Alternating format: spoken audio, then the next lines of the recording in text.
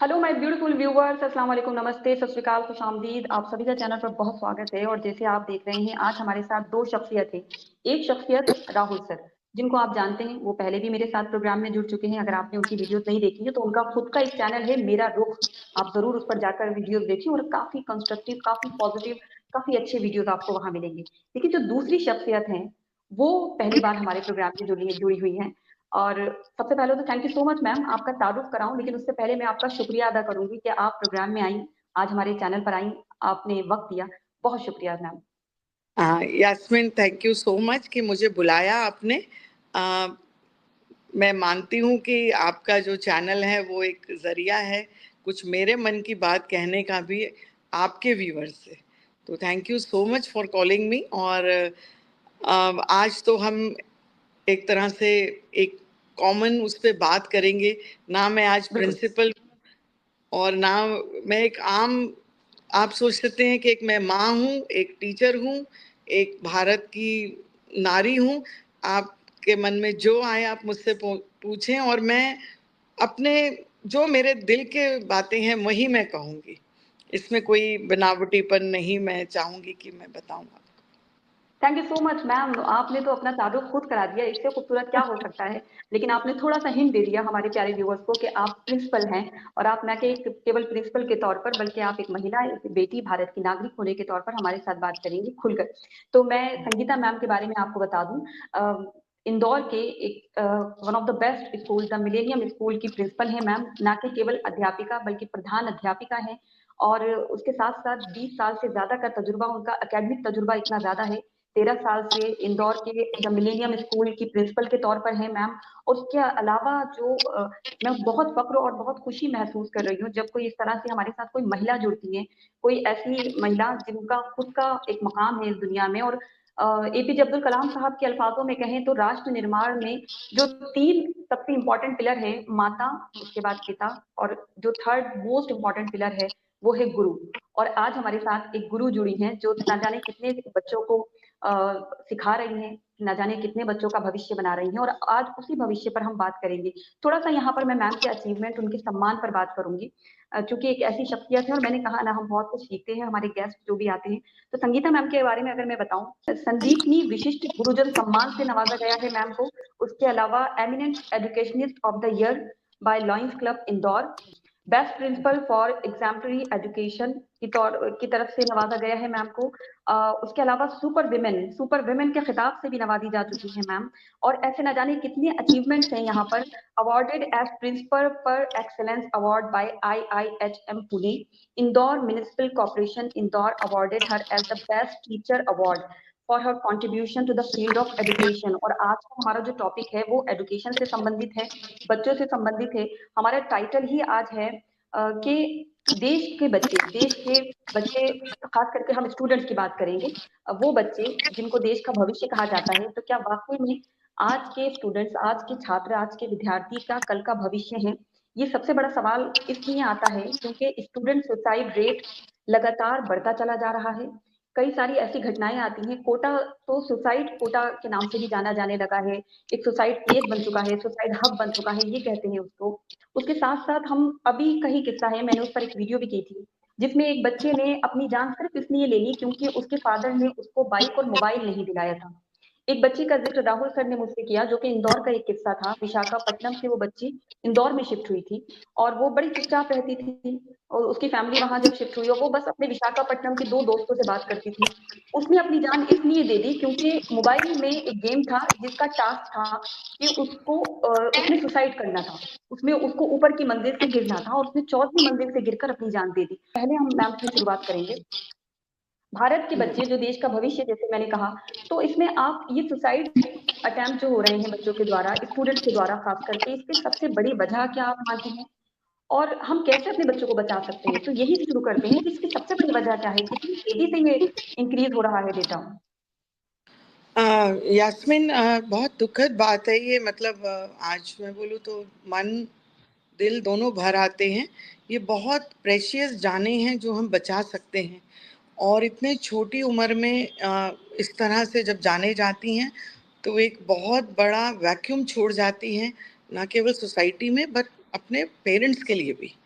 मतलब वो शायद वो सोचते भी नहीं है कि वो पीछे क्या छोड़ के जा रहे हैं, एक ऐसा दुख अवसाद जो शायद जिंदगी भर खत्म नहीं होगा। अब इसके पीछे बहुत सारे रीजंस हो सकते हैं, मतलब अगर हम एनालाइज करने बैठेंगे ना तो घंटे भी कम पड़ जाएंगे। लेकिन जो एक मेजर रीजन है कि हम आज अपने बच्चों को समझ नहीं पा रहे हैं, उनकी ज़रूरतों को नहीं समझ पा रहे हैं, उनके प्रेशर को नहीं समझ पा रहे हैं। एज एन एडल्ट हम अपनी बात बोल देते हैं कि हमें डिप्रेशन हो रहा है, हम डॉक्टर के पास चले जाते हैं, लेकिन शायद जितना प्रेशर इन बच्चों के ऊपर परफॉर्म करने का, एक्सेप्टेबिलिटी का है, वो शायद हमारे ऊपर भी नहीं है। गेम्स ऐसे आ गए हैं जिनके ऊपर टास्क दिए जाते हैं, तो वो अपने आप की अपनी सेटिस्फैक्शन के लिए, अपने दोस्तों के बीच में पैट बनाने के लिए कि मुझे ये करना है, मुझे एक्सेप्टेबिलिटी मिलेगी, हम सोशल मीडिया की बात करते हैं, बट शायद वो बच्चों को सबसे ज़्यादा अनसोशल कर रहा है। क्योंकि हमारे फ्रेंड्स तो लाखों हैं सोशल मीडिया पे, लेकिन क्या वो एक दोस्त है जिससे मैं अपने मन की बात कह सकती हूँ, जो शायद हमारे समय में होते थे। हम अपने मन की बात, कुछ भी होता था, हम दिल खोल के करते थे। क्या पेरेंट्स के पास वो समय है जो इन बच्चों को ज़रूरत है? देखिए, यहाँ पे बहुत डिबेट हो जाएगी कि मदर्स को भी काम करना है, ज़रूरी है। हम आज जानते हैं सोसाइटी में एक लेडी की भी पहचान है, लेकिन वो क्वालिटी टाइम क्या हम दे रहे हैं बच्चों को? और एक चीज़ और भी है कि हम उनके लिए रोल मॉडल्स क्या दे रहे हैं सोसाइटी में? वो किससे इंस्पायर होंगे? क्या इन गेम्स से इंस्पायर होंगे? क्या उन लोगों से इंस्पायर होंगे जो इन गेम्स को खेलते हैं?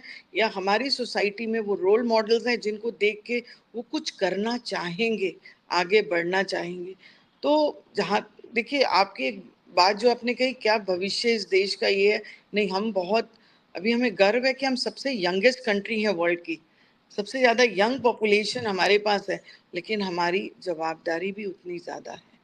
देखिए, बिल्कुल। बच्चे फेल नहीं होते हैं, हम as a society, as a समाज फेल होते हैं, क्योंकि हम बच्चों को वो नहीं दे पा रहे हैं जो उनको ज़रूरत है। कहीं ना कहीं सोच का फ़र्क आ गया है, जनरेशन गैप का फ़र्क आ गया है। कुछ कर सकते हैं यास्मीन, की हम बच्चों को समझ सकते हैं।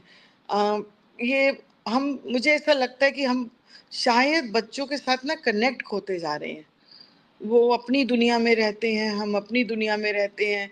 हम उनका शायद वो दर्द भी नहीं समझ पाते कि उनका अकेलापन कैसा है। हम मटेरियलिस्टिक चीज़ों से उसकी पूर्ति करना चाहते हैं, कि मतलब हम एक गिल्ट में चले गए हैं एज अ सोसाइटी, कि अगर हम बच्चों को बच्चा हमारा उदास हो रहा है, ये हो रहा है, तो हम क्या करें, एक अच्छा सा महंगा सा तोहफा दे देते हैं, ये लो बेटा। तो मोबाइल जब उम्र नहीं है उससे पहले दे देते हैं, हम उसको कवर अप करने की कोशिश करते हैं। और एक चीज़ का जो दुख मुझे यास्मीन होता है कि हम मॉडर्न होने का परिभाषा जो है हमने शायद गलत कर दी है। I am like a buddy to my son, I am like a friend to my daughter. लेकिन क्या उनको फ्रेंड्स की ज़रूरत है कि उनको माता पिता की ज़रूरत है? एग्जैक्टली। उनको माता पिता की ज़रूरत है, फ्रेंड्स नहीं चाहिए उनको। फ्रेंड्स हैं उनके पास, तो शायद हमारा वो टाइम आ गया है कि हम वो रोल प्ले करें कि उनको जो संस्कार देने हैं। बहुत सारी चीज़ें हैं, जॉइंट फैमिली का विनिमय हो गया है, नहीं है आजकल घर में, मतलब कोई नहीं है उनकी बात समझने के लिए। दादा दादी दूर रहते हैं, लोग घरों के से बाहर रहते हैं, तो शायद बच्चों को माता पिता की ज़्यादा ज़रूरत है। हम, मुझे अपनी बेटी के लिए मुझे माँ बन के ही रहना चाहिए, मुझे उसकी दोस्त बन के नहीं रहना है। जब तक ये हम नहीं सोचेंगे तब तक नहीं कर पाएंगे, मेरा ये कहना है। आपने एक बहुत इम्पोर्टेंट बात की यहाँ पर कि बच्चों को पेरेंट्स की ही जरूरत है, बच्चों को दोस्त पेरेंट्स के फॉर्म में एक दोस्त की जरूरत नहीं, दोस्त तो उनके पास है। तो अगर बच्चों को पेरेंट्स पेरेंट्स बन के ही अगर ट्रीट करें, उनके साथ बिहेव करें, तो वो बहुत अच्छी बात है। और आपने एक और बहुत अच्छी बात कही कि समय और ज़रूरत से पहले चीज़ों का मिल जाना, वो भी एक बहुत बड़ा प्रॉब्लम है। जैसे आपने मोबाइल का जिक्र किया या फिर और भी दूसरे इलेक्ट्रॉनिक चीज़ों का जिक्र किया। इस वजह से जो बच्चों की फिजिकल एक्टिविटीज, बाहर जाकर खेलना, वो चीज़ें ना के बराबर हो गई है। अगर वो चीज़ें नहीं होंगी तो बच्चे मटेरियलिस्टिक चीज़ों में, डिवाइस में, मोबाइल में, इन्हीं में लगे रहेंगे। और इस वजह से जो उनकी एक फिजिकल ग्रोथ है, मेंटल ग्रोथ है, उन चीज़ों में कहीं न कहीं रुकावट ज़रूर आएगी। और ये चीज़ें कहाँ पर किस तरह से बच्चों को डिस्ट्रैक्ट कर सकती है, वी नेवर नो। बच्चा स्क्रीन पे क्या देख रहा है, ये आपको पता ही नहीं पड़ेगा। इसलिए उन चीज़ों को कंट्रोल करना, उन चीज़ों को एक प्रॉपर वॉच रखना, ये भी एज़ अ पेरेंट उतना ही इम्पोर्टेंट है। मुझे याद है, मैं मैम से 2 दिन 3 दिन पहले बात कर रहा था, तो मुझे बता रहे थे कि हम अगर बच्चे को गाड़ी देते हैं, तो हम उससे रूल्स बताते हैं। अगर हम उसे कोई और चीज़, जैसे मैम जो आपने एग्ज़ाम्पल दिया था, या जब हम बच्चे को मोबाइल हाथ में देते हैं, तो क्या हम कोई रूल सेट करते हैं? नहीं। एग्ज़ैक्टली। तो वो एक मोबाइल उसके हाथ में एक बहुत बड़ा वेपन है, और उस वेपन का कंस्ट्रक्टिव यूज़ कर रहा है या फिर डिस्ट्रक्टिव यूज़ कर रहा है। तो वो एक बहुत इम्पोर्टेंट चीज़ है वॉच करने के लिए। जैसा मैंने मैम को उस दिन बताया था, आजकल की पढ़ाई भी ऐसी है कि हम बच्चों को डिवाइसेस से अलग भी नहीं रख सकते, राइट? उन्हें डिवाइसेस की ज़रूरत पड़ती है, उनकी पढ़ाई के लिए पड़ती है, पर उन डिवाइसेस को कंट्रोल करना, टाइमली मॉनिटर करना, ये भी उतना ही ज़रूरी है। बिल्कुल सही कहा आपने राहुल सर। ये सही बात है कि रूल्स हम ही सेट करेंगे, हमें ही करने चाहिए, क्योंकि हमारा तजुर्बा बच्चों से ज़्यादा है। हम मतलब वो हम उनके अच्छे के लिए यूज़ करेंगे, और बच्चों को ये समझाना पड़ेगा कि ये क्यों है, क्योंकि कई बार हम थोप देते हैं चीज़ें तो वो रिवोल्ट करते हैं। अगर उनके साथ बैठ के ये चर्चा करें कि तुम क्यों ये कर रहे हो, इससे क्या फ़ायदा कुछ भी नहीं होने वाला है। अगर उससे फ़ायदा हो रहा है तो तुम करो, अगर नहीं हो रहा है तो मत उस चीज़ को, बाउंड्री को क्रॉस मत करो। तो ज़रूरी है कि कुछ भी बोलने से पहले, बच्चे को देने से पहले और वैल्यू ऐड करें। मेरा ये कहना है कि हर एक चीज़ के साथ वैल्यू ऐड करें। ठीक है, हम बहुत सक्षम हो गए हैं आजकल, बहुत चीज़ें आसानी से अवेलेबल हैं, लेकिन बच्चों को हम उसकी वर्थ कब सिखाएँगे कि ये बेटा it comes at a cost and you have to learn to value that cost.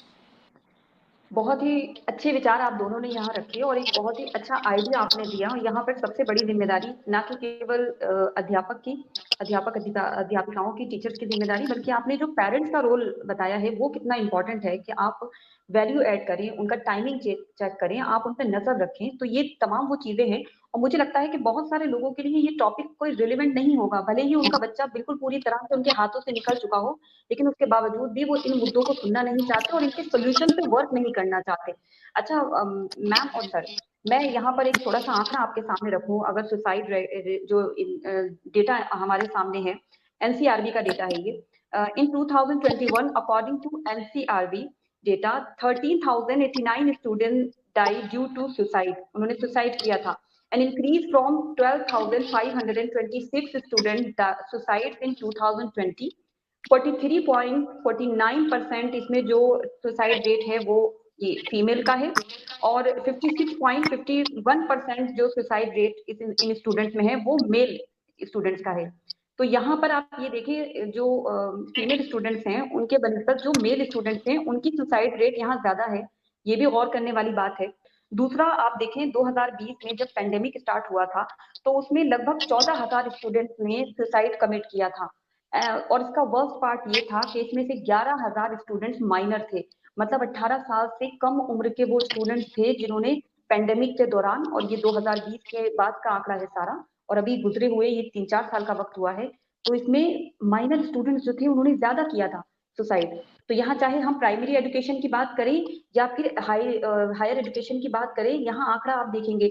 अच्छा, इसमें एक बेंगलोर के एक बहुत ही नामी कॉलेज का देखा गया था कि वहाँ 4 स्टूडेंट्स ने एक ही समय अंतराल पे जब उन्होंने सुसाइड किया, तो उसमें से 3 स्टूडेंट जो थे उन्होंने सीलिंग फैन से लटक कर सुसाइड किया था। तो स्कूल मैनेजमेंट ने क्या किया कि उन्होंने सारे हॉस्टल के, स्कूल के सीलिंग फैन हटा दिए। तो ये इस तरह के सोल्यूशन से क्या सुसाइड रुकता है? क्या लगता है आपको कि बच्चों की आत्महत्या इस तरह के कदम उठाने से रुकेगी? और यहाँ पर हम मैम आपसे ही जानना चाहेंगे, मैं आपका एक बड़ा अच्छा देख रही थी, today I lead my school and tomorrow my students will lead the world. ये जो यस। आपका विजन है, तो आप समाज के 3 वर्ग, समाज की 3 कम्युनिटी को एवरी डे फेस करती हैं और एक लंबा तजुर्बा है आपका। उसमें है एक स्टूडेंट वर्ग, दूसरा है टीचर्स वर्ग और तीसरा है पेरेंट्स का वर्ग। तो यहाँ तीनों का आप बताएं कि बच्चों की आत्महत्या के जो केसेस लगातार बढ़ रहे हैं, तो इसको इन तीनों वर्ग में कैसे सामंजस्य या बैलेंस बिठाकर इसको खत्म किया जा सकता है। पहले तो कम करने पर ही बात हो जाए, इसको पूरी तरह से खत्म करने पर भी समाधान आएगा। जी यास्मीन, एक जो बड़ी दुखद स्थिति है ना कि हम एक दूसरे के ऊपर डाल देते हैं कि ये तो सरकार की जिम्मेवारी है या पेरेंट की जिम्मेवारी है या टीचर की है या बच्चे की खुद की है। लेकिन देखिए, जब आप स्टेक होल्डर्स की बात करते हैं तो हम तीनों ही तो स्तंभ है ना। अब बच्चा एक धुरी है और हम आसपास में उसके हैं। अब इसमें दिक्कत क्या है कि जैसे आपने, वो बड़ा दुखदाई है कि माइनर्स ने सुसाइड करी। पैंडेमिक अपने आप में एक 11 बहुत बड़ा अवसाद था, हमने सबने देखा। और शायद हमने अपने बच्चों को उसके लिए तैयार ही नहीं किया था कि कभी जिंदगी में इस तरह का जब कोई चैलेंज आता है तो हम उसको फेस कैसे करें। यहाँ पे हमको बच्चों को बताना पड़ेगा कि जिंदगी इतनी आसान नहीं होती है जितनी हम उनको रखते हैं, उनको चैलेंजेस फेस नहीं करने देते। अब टीचर की क्या जिम्मेवारी है कि she has to motivate her children day after day. बच्चे आएंगे, छोटी छोटी चीजों पे ध्यान देना बहुत जरूरी है। मैं अपनी टीचर्स को बोलती हूँ, अध्यापिकाओं को बोलती हूँ, या जो मेल भी हैं, कि आप बच्चों से संवाद करें, बात करें। और कोई भी चीज उनके लिए छोटी नहीं होती है। अगर उसने कोई चीज ऐसी बोली है, आप ध्यान दें कि वो क्या बोल रहे हैं, कहीं उसके पीछे कोई गहरा रहस्य तो नहीं है। घर में तो कुछ प्रॉब्लम नहीं है, कुछ ऐसा तो नहीं है जो घर में हो रहा है, परिवार बिखर रहे हैं, उसका इम्पैक्ट बच्चों पे पड़ रहा है। देखिए, एक वर्चस्व की लड़ाई सबके घरों में भी हो रही है आजकल, और इसका इम्पैक्ट बच्चों पे पड़ रहा है। मैं पेरेंट्स से डील करती हूँ।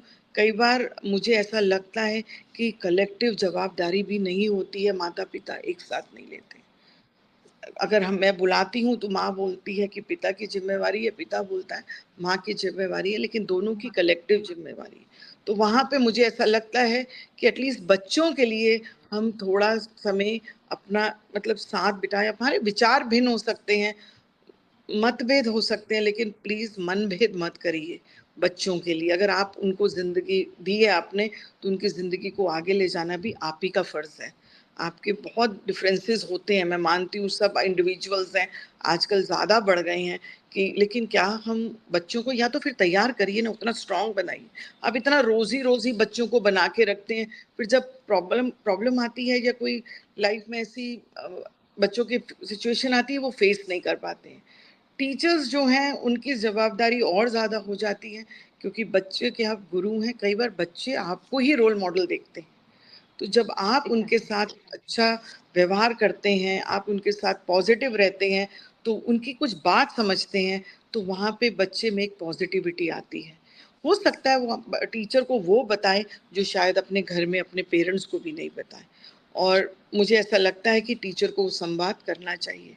रही बात बच्चों की, देखिए बच्चों का मन बहुत कोमल होता है और उनको उसको समझना चाहिए। कहीं ना कहीं मुझे ऐसा लगता है कि जो बच्चों का डिप्रेशन है ना, शायद हम समझ ही नहीं पाते उसके ऊपर कितना पेयर प्रेशर है, एक्सेप्टेबिलिटी है। कि मेरे को मतलब वो फ्रेंड, मैंने इतनी छोटी छोटी बातें बच्चों की मैं सुनती हूँ कि वो मुझसे बात नहीं कर रही है, आज उसका मेरे साथ झगड़ा हो गया। वो भी आजकल के बच्चे एक्सेप्ट नहीं करते हैं, आपको मालूम है। हम जो रोज लड़ाई होती थी, रोज कुट्टी होती थी, रोज हमारी अब्बा होती थी, फिर रोज हम दोस्त होते थे, रोज हम मतलब हम उसको एक जीते थे। लेकिन आजकल के बच्चे, अगर कोई फ्रेंड उसके पास है और उसने दूसरे से बात कर ली, इतना पेशेंस उसमें इतना भी नहीं है, ठहराव, कि हाँ ये एक नॉर्मल चीज है। और आप मानेंगे नहीं, उसमें पेरेंट्स का इंटरवेंशन, आप मानेंगे क्या कि पेरेंट्स तक ये बात आ जाती है कि वो उससे, बच्ची बात नहीं कर रही है, बच्चा ये हो रहा है, बच्चा वो हो रहा है, आप देखिए। देखिए, ये हर एक का अपना प्रोसेस होता है, लेकिन हम बच्चों को थोड़ा स्ट्रॉन्ग बना सकते हैं और ये जिंदगी के उतार चढ़ाव है। ये तो अभी स्कूल तो एक पहला पायदान है, फिर कॉलेज आएगा, फिर कॉलेज के बाद आगे जिंदगी आएगी। ये तो चलता ही रहेगा और बहुत सारी चीजें होंगी। तो क्या हम बच्चों को उतना तैयार कर रहे हैं? सोसाइटी कितनी अग्रेसिव है, क्या वो फेस कर सकते हैं? नहीं, हम उनको बिल्कुल एक मोबाइल के डब्बे जैसे ना, हम उनको एकदम चार दीवारी के अंदर, प्रोटेक्टिव लेयर के अंदर हम कर देते हैं। कई बार ऐसी चीजें होती हैं कि हम उनके मन के अंदर भी इतना जहर भर देते हैं कि वो पॉइजन जो है ना, कि मतलब वो हर किसी को कटघरे में खड़े कर देते हैं। आपके ड्राइंग रूम्स में पेरेंट्स की जवाबदारी है कि आपके ड्राइंग रूम्स में क्या चर्चा हो रही है, क्या पॉजिटिविटी की बात कर रहे हैं कि हमेशा नेगेटिव बातें ही घर पे कर रहे हैं, या किसी का हमेशा बुराई आक्षेप ही कर रहे हैं। क्यों नहीं आप बच्चों के साथ एक पॉजिटिव बात करते हैं? क्यों नहीं आप अच्छी बातें करते हैं उनके साथ, जिंदगी की अच्छी चीजें बताते हैं उनको? नहीं, हम बस घर में बैठे हैं। अगर फादर हैं तो वो अपने बिजनेस के टेंशंस, बुराइयां, बॉस की बुराइयां वो होती हैं। मम्मी है तो वो किसी रिश्तेदार की बुराई करती रहेंगी, और फिर वो बच्चा फिर टीचर से भी ये एक्सपेक्ट करता है कि ये भी कोई नेगेटिविटी हमें बताए। लेकिन ऐसा होना नहीं चाहिए। हमें साथ में मिलके और एक चीज है कि मैं ये मानती हूँ, स्कूल और पेरेंट्स आमने सामने नहीं है, साथ में है। ये बहुत बड़ा आज ये विवाद का विषय हो गया कि स्कूल जो है एक अलग वो है, हम अलग हैं। और मतलब एक्सपेक्टेशन स्कूल से ज्यादा है, तो स्कूल भी पेरेंट्स से एक्सपेक्ट करता है। मैं एक बात बोलती हूँ यास्मीन, थोड़ा सुनने में वो रहेगा, स्कूल से वो वैल्यू का एक्सपेक्टेशन ना करें जो आप अपने घर में नहीं सिखा रहे हैं। दोहरा मापदंड मत करिए। पेरेंट्स को चाहिए कि अगर आप स्कूल से एक्सपेक्ट कर रहे हैं कि मैं आपके बच्चे का मोबाइल स्टॉप करूं, मैं उसको काउंसिल करूं, तो प्लीज घर पे मत दीजिए। आप आके मेरे सामने असहाय होके मत बैठ जाइए कि मैं मेरी तो सुनता नहीं है। आपकी नहीं सुन रहा है, हमारी सुन लेगा क्या? कैसे सुनेगा जब बिल्कुल। तक? एक देखिए, घर में भी एक बात होती है, हम हमेशा बोलते हैं कि अगर अपब्रिंगिंग की बात है तो सबको साथ मिलके करना चाहिए। अगर फादर ने कुछ बोला है तो मदर को उसको सपोर्ट करना चाहिए, मे बी इन एग्रीमेंट हो कि नहीं हो उस समय। इसी तरह जब स्कूल कोई स्टेप लेता है तो आप अलग से आके वो चर्चा कर सकते हैं कि मुझे लगता है कि ये ठीक नहीं है, लेकिन कम से कम कुछ दिन के लिए तो सपोर्ट करिए। हम कोई डिसिप्लिन के लिए बच्चे को कुछ कह रहे हैं, आप इतने छोटे छोटे बच्चों की बातें सुनते हैं। आप कैसे तैयार करेंगे बच्चे को? सेक्शन चेंज करते हैं, इतने बड़े एप्लीकेशंस आ जाते हैं, my child is not comfortable. तो लाइफ में कैसे कंफर्टेबल होगा? अच्छा, रोज लोग बदलेंगे, लोग मीन जॉब बदलेंगे, आपका मतलब हर पल जिंदगी बदल रही है, इतनी फास्ट चेंजिंग लाइफ है। एक छोटा सा कदम भी आप अपने बच्चे के लिए आगे ऐसा नहीं लेना चाहते कि जिससे उसको कुछ मतलब कुछ भी ठेस पहुंचे, पहुंचनी भी नहीं चाहिए। लेकिन प्रिपेयर कब करेंगे? कब करेंगे आप उसको तैयार कि ये जिंदगी की आप मतलब खड़े तो रहिए। बच्चे ने आके दो आंसू बहाए, आप स्कूल के ऊपर शुरू हो जाते हैं। मोहल्ले में किसी ने आपके हाँ। बच्चे को कुछ बोला, शुरू हो जाते हैं आपकी, मेरे बच्चे को तूने कैसे बोल दिया। आप खुद याद करिए, कांच वांच सब टूटे हैं, सब खेल के सीखे हैं और उसी से बड़े हुए हैं। ये जनरेशन की सहन शक्ति क्यों खत्म हो रही है? क्योंकि हम उनको दे नहीं रहे। मैं फिर आज ये बोलूंगी, बच्चे फेल नहीं कर रहे हैं, बहुत बड़ी स्टेटमेंट है। We have failed as a society to give as our a children society. That safety which belongs to them. जिस दिन हम ये समझ बहुत जाएंगे कि कदम बच्चे के लिए है, हमें उसको सिक्योर सेफ्टी देनी है बट विद स्ट्रेंथ, तब तक ये आपके जो आंकड़े हैं ना, sorry to say that Yasmeen, ये बढ़ते ही रहेंगे। हमें चेंज करना पड़ेगा, एज सोसाइटी चेंज करना पड़ेगा। हम हर चीज के लिए भाग नहीं सकते हैं कि सरकार आके एप्स बंद कर दे, सरकार आके मोबाइल पे बैन लगा दे, सरकार आके ये कर दे या आप ये कर दो। हम इतना इवॉल्व कर चुके हैं। मुझे एक बात बताओ, एटम बम से विनाश होता है ना, लेकिन आज हम उसके बिल्कुल। ऊपर रिस्ट्रिक्ट करते हैं ना। हम उसको उड़ा तो नहीं देते हैं ऐसे जैसे मतलब कि अभी उड़ा देंगे, धमकी देते हैं अलग बात है, लेकिन फिर भी रिस्ट्रेन यूज कर रहे हैं ना। हमें पता है उससे क्या विनाश हो सकता है। तो हम इसके साथ जीना क्यों नहीं सिखा रहे हैं बच्चों को कि ये उतना ही एंटरटेनमेंट का वो है। अभी मैं एक आर्टिकल पढ़ रही थी यास्मीन, कहीं किसी कंट्री का था, नाम भूल रहा है, जापान या कहीं का। उन्होंने आजकल बच्चे वहां पे डम फोन खरीदने लगे।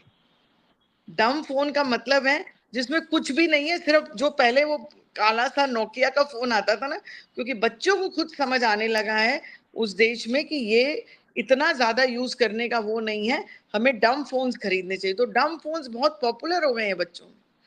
तो शायद हम मैंने एक बार एक चीज शुरू की थी, सर को याद होगा, सर आपको याद होगा, एक बार हमने एक नो डिवाइस आर शुरू किया था। यस। हफ्ते में एक दिन सिर्फ हम पेरेंट्स को बोलते थे कि नो डिवाइस आर, NDH करिए। उस समय सारे घर के फोन्स बंद कर दीजिए, इलेक्ट्रॉनिक डिवाइस बंद कर दीजिए, सिर्फ अपने बच्चों के साथ बैठिए, बातें करिए, खेलिए, कैरम खेलिए, लूडो खेलिए, अंताक्षरी खेलिए, लेकिन करिए। कुछ ने किया, लेकिन हमें उसका उतना अच्छा, मैं दुख हुआ कि उसका इतना मतलब वो नहीं मिला कि हाँ मैम इसको कंटिन्यू करिए, 1 घंटे की जगह 2 घंटे करिए, हफ्ते में 2 बार करिए। देखिए हम छोड़ नहीं पाते, लीड बाय एग्जाम्पल।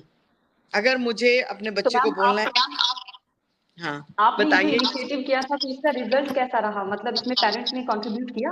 ये तो बहुत अच्छा था।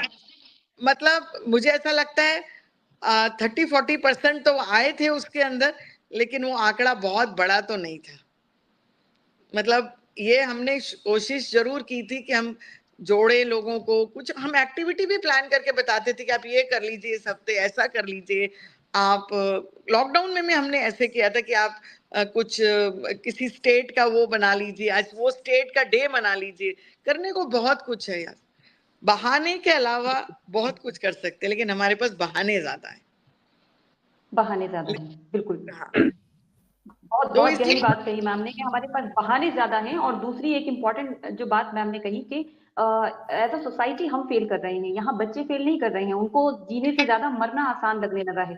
तो इसके हाँ एक वजूहात में नहीं कह सकते कि इसकी एक दो वजूहात है, इसकी बहुत सारी वजह है जो मैम हमें एक एक करके गिना रही है, क्योंकि मैम का वो तजुर्बा रहा है कि यहाँ पर पेरेंट्स हो, सोसाइटी हो, टीचर्स हो, सबको यहाँ कंट्रीब्यूट करना पड़ेगा, वरना ये आंकड़े जो लगातार बढ़ रहे हैं ये और बढ़ते ही चले जाएंगे।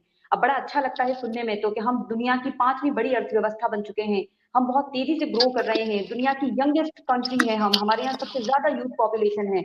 लेकिन जब आंकड़े देखते हैं सुसाइड के, आंकड़े देखते हैं मेंटल हेल्थ की, अच्छा मेंटल हेल्थ पे बात निकली है, इसको एक गाली समझा जाता है, एक बीमारी समझा जाता है। मैंने देखा है लोग कहते हैं मेंटल हेल्थ का इशू डिस्कस मत करो, ये तो एक बीमारी, ये पागलपन की निशानी है, स्टूडेंट को हमारे ये टैग मत लगाओ हमारे बच्चे को। तो यहाँ भी मैम एक लैक ऑफ नॉलेज है। इसको हम कैसे टैकल करेंगे? और यहाँ राहुल सर से भी थोड़ा सा मैं सोशल मीडिया पर भी जानना चाहूंगी और फिर मैम आंसर करेंगी कि सोशल मीडिया का, क्योंकि आप पेरेंट्स हैं, डेफिनेटली आपने इस इनिशिएटिव में पार्टिसिपेट किया होगा नो डिवाइस आर में, तो सोशल मीडिया का आप कितना इन्फ्लुएंस देख रहे हैं? मैम ने एक बहुत इम्पोर्टेंट बात कही कि अगर आप वैल्यू नहीं दे सकते घर में तो स्कूल से भी एक्सपेक्ट मत करें, राइट? बहुत इम्पोर्टेंट बात। और मैम ने एक और बहुत इम्पोर्टेंट बात कही कि स्कूल और पेरेंट्स ये दोनों जो है वो हैंड इन हैंड चलते हैं साथ में एक बच्चे की प्रोग्रेस के लिए। मैं आज कुछ एग्जांपल शेयर करता हूँ। मेरी बेटी 4th क्लास में थी जब सेकंड कोविड था। फर्स्ट कोविड में वो 3rd क्लास में थी। उस वक्त क्या था कि स्कूल से जाना बच्चे को अलाउ नहीं था। फिर एक थोड़े समय बाद एक थोड़ा सा ऑप्शनल हुआ कि बच्चे जा सकते हैं, बहुत सारे बच्चे नहीं जा रहे थे। अब उस दौरान क्या था कि मेरी बेटी जो है वो बहुत डिस्टर्ब हो गई थी कि वो स्कूल नहीं जा पा रही थी।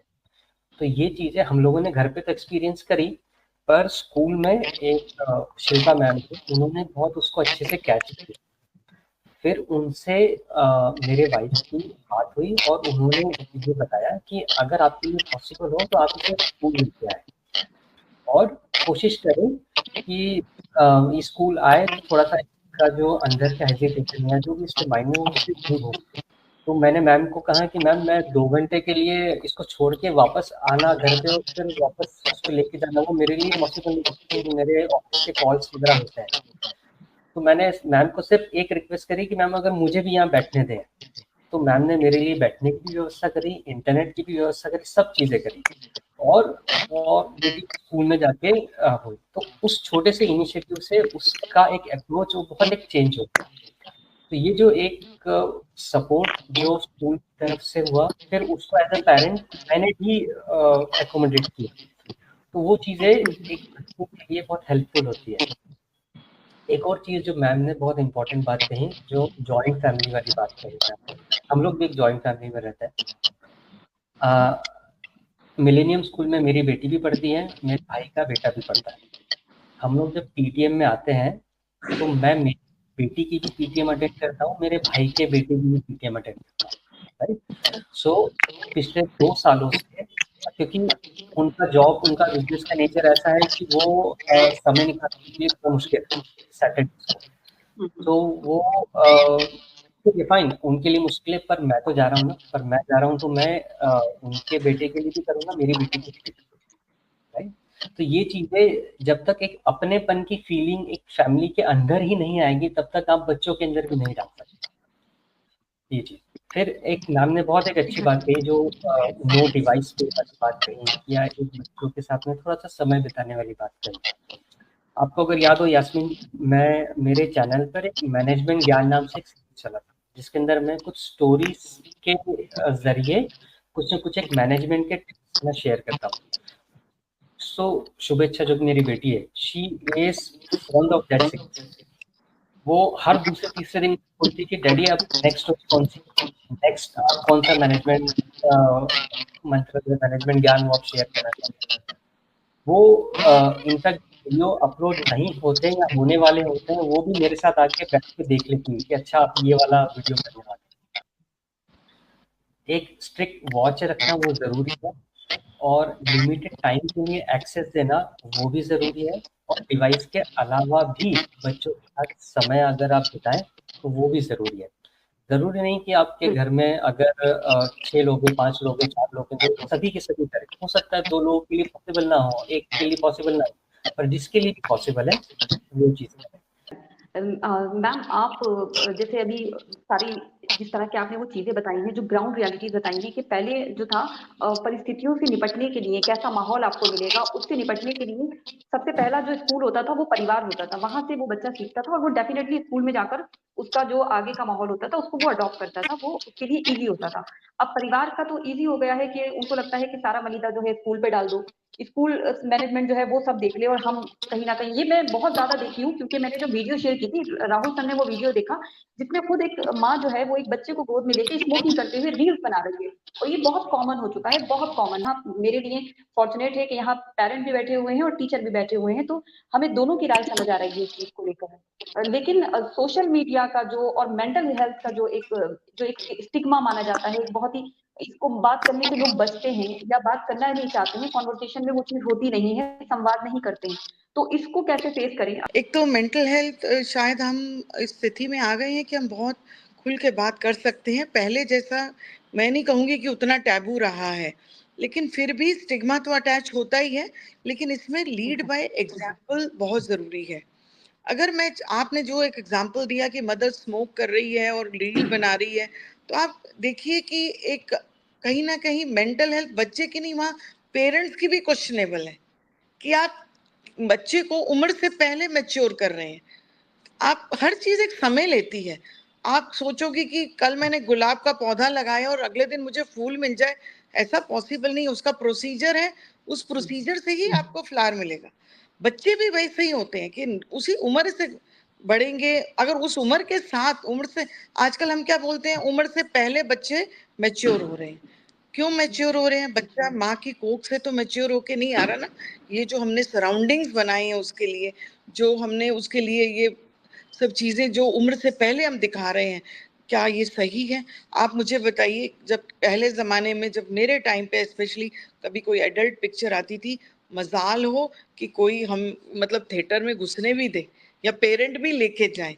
लेकिन अभी अगर मैं अपना एक्सपीरियंस बताऊं, मान लीजिए वो एडल्ट पिक्चर है, आप देखने गए हैं, तो इतने छोटे छोटे बच्चे भी होंगे पेरेंट के साथ, कोई टोकने वाला नहीं, कोई रोकने वाला नहीं। तो आप कहाँ रोल मॉडल सेट कर रहे हैं? आप उसको वो चीजें दिखा रहे हैं जिसकी वो कोई समझ नहीं है। आप सोशल मीडिया देखिए, आप बोलते हैं बच्चे गालियां बहुत देते हैं, ये बहुत आजकल वो हो जाता है, गालियां बहुत देते हैं। मैम पता नहीं कहाँ से सीखते हैं, हमें नहीं पता कहाँ से सीखते हैं, हमें पता है कहाँ से सीखते हैं। हम ऑस्ट्रिच की तरह सिर छुपा के सोचते हैं सब ठीक है। और मेंटल हेल्थ की मैं एक चीज, हमने जो स्कूल में 2 साल से करी, हमने एक डिस्ट्रेस कमेटी बनाई है। ये डिस्ट्रेस कमेटी ज़्यादातर 7th 8th 9th 10th के बच्चों के लिए ज़्यादा, इवन छोटे भी जा सकते हैं। इसमें बच्चे ही होते हैं, टीचर्स कम होते हैं। आपको कोई भी दिक्कत है, कुछ भी है, ये बच्चे जाके पहले अभी बनेगी क्योंकि काउंसिल का इलेक्शन हुआ है, इन 10-12 बच्चे हर लेवल पे इन बच्चों के साथ बात कर सकते हैं। कोई बुलिंग हो रही है, घर पे कोई बुलिंग हो रही है, ब्लैकमेलिंग हो रही है, हम पूरी कॉन्फिडेंस में उनको बोलते हैं this is confidential, but go and talk, tell it to somebody.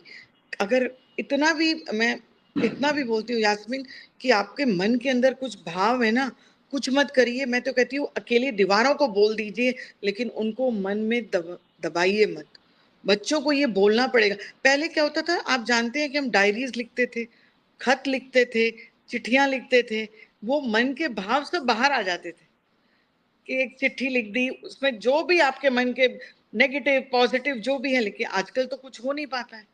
लेकिन क्या हम बच्चों को इनकरेज कर सकते हैं कि आप प्लीज ये जर्नल करिए, मन में बुरे विचार भी आ रहे हैं तो जर्नल तो करिए, फिर अगले दिन पढ़ के देखिए कि ठीक किया कि नहीं किया। और मेंटल हेल्थ की जहां तक बात है, अगर जरूरत है please seek help, there is no shame in it. If I need help I should go and talk to a counsellor. Phases होते हैं लाइफ के। मैं एक बहुत बड़ी बीमारी से निकली हूँ और शायद उस समय मतलब बहुत ज़रूरत थी कि नेगेटिविटी से मैं दूर रहूं। तो आप कैसे पॉजिटिव रहेंगे? आप पॉजिटिव ऐसे रहेंगे कि आप, दुनिया बहुत सुंदर है, आपके सामने है। और मैं बच्चों को एक मजाक वाला एग्जाम्पल देती हूँ कि ये एक जिंदगी मिली, आपको नहीं पता अगली जिंदगी क्या थी, पिछली जिंदगी क्या थी। क्या पता अगले जन्म में कॉकरोच बन जाओ, छिपकली बन जाओ, सांप बन जाओ। तो ये सुंदर है कि छिपकली बनना सुंदर है। तो एक पॉजिटिविटी, मजाक है लेकिन एक पॉजिटिविटी है कि yes, life is beautiful, as humans we are blessed कि हमें ये लाइफ मिली है। जो भी है, हमें नहीं पता पिछला क्या था, अगला क्या था, लेकिन जो है ये अब है। तो जहाँ मेंटल हेल्थ की बात आती है, बहुत जरूरी है एक और चीज, बच्चों की हॉबीज खत्म हो गई हैं। आप उनको हॉबीज इनकलकेट करिए, म्यूजिक में डालिए, जो चीज उनको अच्छी लगती है उनको रास्ता बताइए। और काउंसलर्स आप जाके मिलिए, डोंट बी अशेम्ड कि मेरी बच्चे में कुछ डिप्रेशन दिख रहा है, या बच्चा के बोलता है कि मुझे कुछ स्ट्रेस हो रहा है, सुन तो लीजिए उसकी बात, एटलीस्ट एक बार सुन तो लीजिए। नहीं नहीं तो ऐसे ही बोलता है, क्या बोलने की जरूरत है, बहुत ज्यादा बड़ा हो गया है क्या, ज्यादा ही बोल रहा है। मतलब हम कैसे बच्चों को ट्रीट करते हैं। मुझे ऐसा लगता है कि यास्मीन एक चीज और मैं बोलूंगी, ये मैं टीचर्स को भी बोलती हूँ पीटीएम में, कि क्योंकि हम बड़े हैं, हम एडल्ट हैं, तो हमें ये हक मिल जाता है क्या कि हम छोटों के ऊपर चिल्ला सकें, गुस्सा जाहिर कर सकें, लेकिन उसका बैक जो होता है वो हम एक्सेप्ट नहीं करना चाहते। तो क्या हम बच्चों को भी उसी इक्वालिटी के साथ ट्रीट करें कि वो ह्यूमन है, उसके भी अपने मन के अंदर विचार है, एग्रेशन कभी वो शो करेगा, एक्सेप्ट करना चाहिए। हमारी ईगो नहीं आनी चाहिए और एक टैबू नहीं होना चाहिए कि हाँ मेरे बच्चे को ज़रूरत है। अगर आपके बच्चे को ज़रूरत है, स्कूल में बात करिए, जिस टीचर्स के ऊपर आपको कॉन्फिडेंस है उस टीचर से बात करिए, जिससे भी बात कर सकते हैं बात करिए, लेकिन प्लीज बात करना उसको जरूरी हैव अ कॉन्वर्सेशन। और आप वॉक द टॉक करिए। अगर आप चाहते हैं कि आपका बच्चा हंसता रहे, खिलखिलाता रहे, मुस्कुराता रहे, तो आप भी हंसिए ना, आप भी खिलखिलाइए, आप भी मुस्कुराइए। आपसे ही सीखेगा ना बच्चा। हंसमुख रहिए। जिंदगी बहुत मुश्किल है, मैं मानती हूँ मुश्किल है, लेकिन इतनी भी मुश्किल नहीं है कि हम उसको खुशी खुशी जी नहीं सकते। बिल्कुल, बिल्कुल, बहुत अच्छी बात कही। ज़िंदगी मुश्किल है, लेकिन इतनी भी मुश्किल नहीं है कि आप उसे खुशी-खुशी जी नहीं सकते या आप कोशिश नहीं कर सकते। और हम देखते हैं कि जो बड़े-बड़े लोग होते हैं, ख़ास करके मिडल क्लास फैमिलीज़ में तो बहुत ज़्यादा सुसाइड के केस हैं। अगर यहाँ डेटा मैं यहाँ रिवील करने लगी तो होश उड़ जाएँगे कि कितने ज़्यादा मिडल क्लास फैमिली में सुसाइड होते हैं। लेकिन आप जब बड़ी-बड़ी फैमिलीज़ में देखें, अगर हम सेलिब्रिटीज़ का अलग रख दें, उनका डिप्रेशन का वो क्लास अलग रख दें, तो आप चाहे वो एलन मस्क को देखें, चाहे आप बिल गेट्स को देखें, चाहे आप मार्क जुकरबर्ग को देखें, इनके बच्चे सुसाइड क्यों नहीं करते?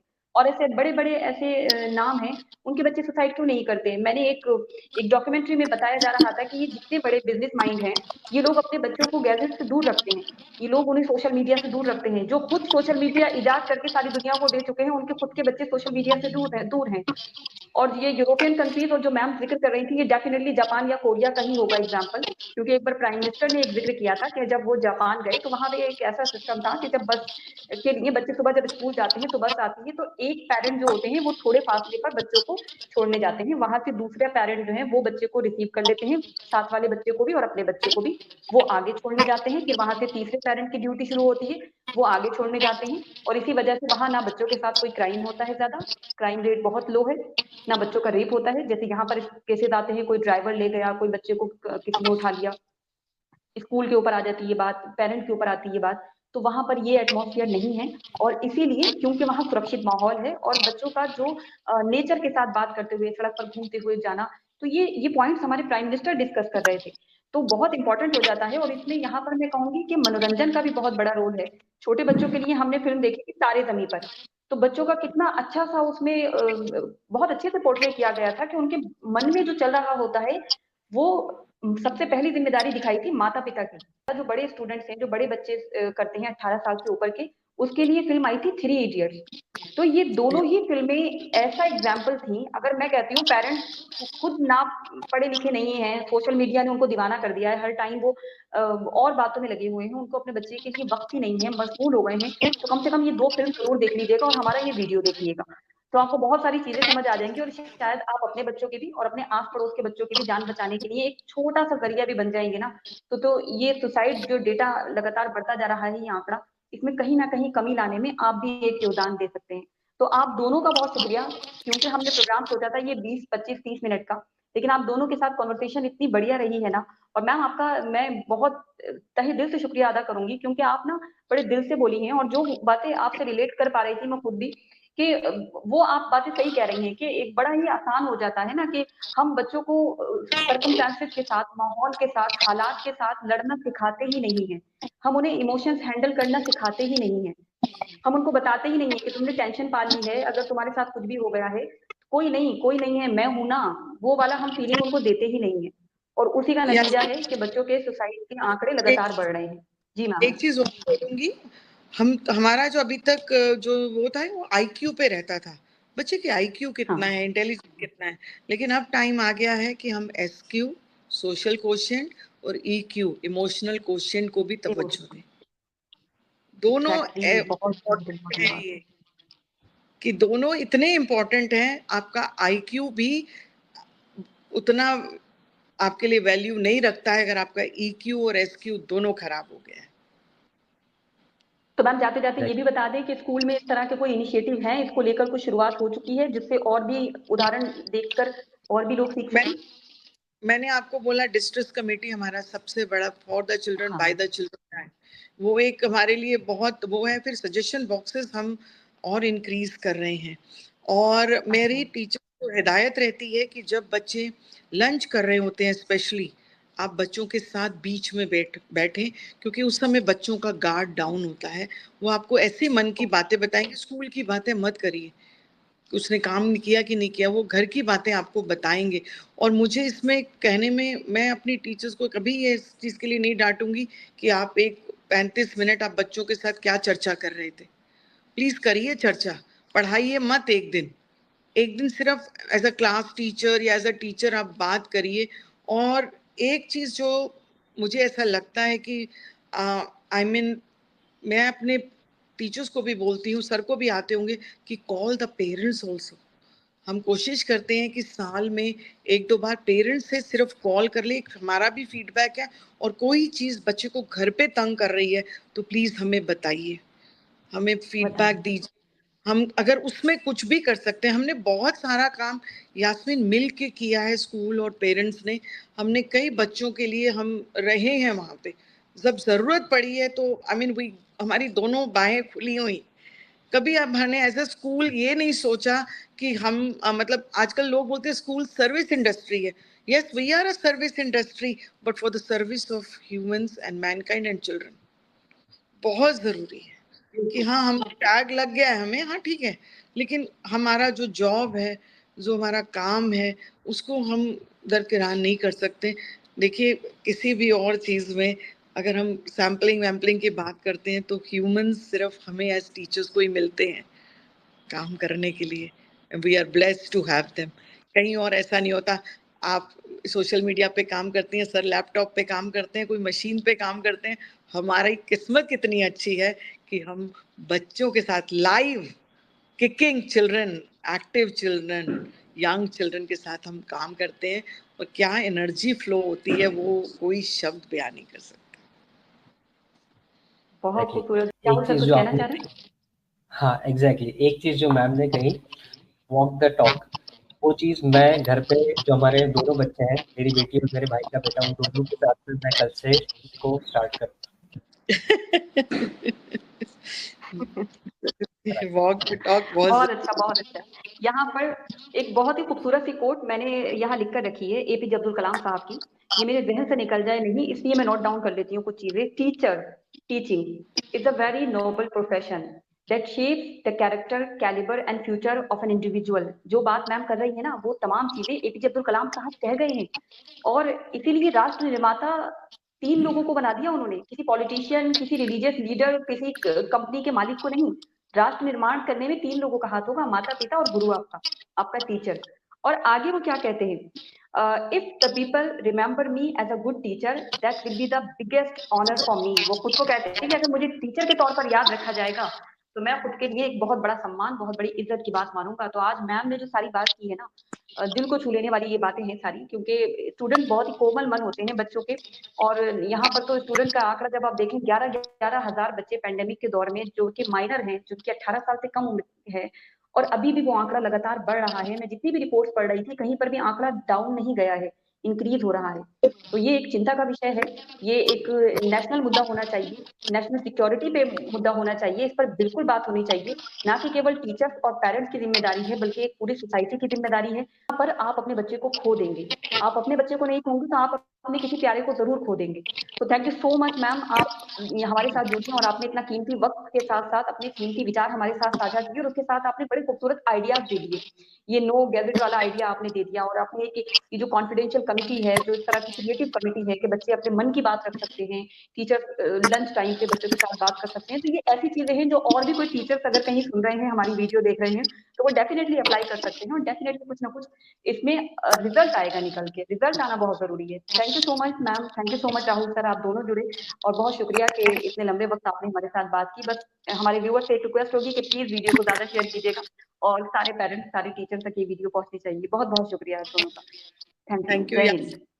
सो मच, और मुझे बहुत अच्छा लगा, और होपफुली कुछ अगर हम चेंज ला पाएँ तो ज़रूर लाएंगे।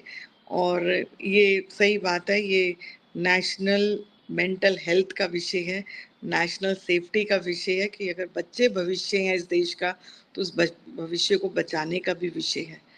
Don't sweep it under the carpet, bring it out of the carpet and let's talk about it.